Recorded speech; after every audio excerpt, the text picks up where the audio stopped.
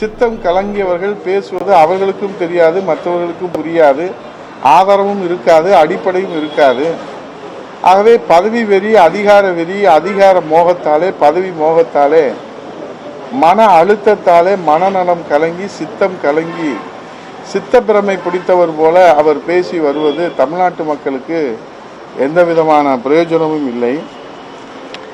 எந்த உழைப்பும் இல்லாமல், ஒரு சொட்டு வேர்வை கூட சிந்தாமல், பதவி வெறி, அதிகார வெறியால், மன அழுத்தத்தால் இன்றைக்கு உளறி வருகின்ற ஆக்டோபஸ் அண்ணாமலை மனநல மருத்துவரை உடனடியாக சந்திக்க வேண்டும். அப்படி சந்திக்க முடியவில்லை என்றால் எங்களிடம் சொல்லுங்கள். நாங்கள் எல்லாம் சைக்காலஜி படித்திருக்கிறோம். ஆகவே மனநல மருத்துவத்தை பற்றி நாங்கள் நன்கு அறிந்திருக்கிறோம். உரிய மருத்துவரை உங்களுக்கு மதுரையிலே கூட சேர்த்து விடுவதற்கு எந்தவித கட்டணம் இல்லாமல், ஒரு பைசா கட்டணம் இல்லாமல் நாங்கள் சேர்த்து விட்டு அந்த புண்ணியத்தை நாங்கள் சேர்த்து கொள்வதற்கும், இந்த தமிழ்நாட்டு மக்களை உங்கள் பைத்தியக்காரத்தனத்திலிருந்து மீட்டெடுப்பதற்கும் அது உதவும் என்கிற வகையிலே அந்த உதவியை செய்வதற்கு நாங்கள் முன் வருகிறோம்.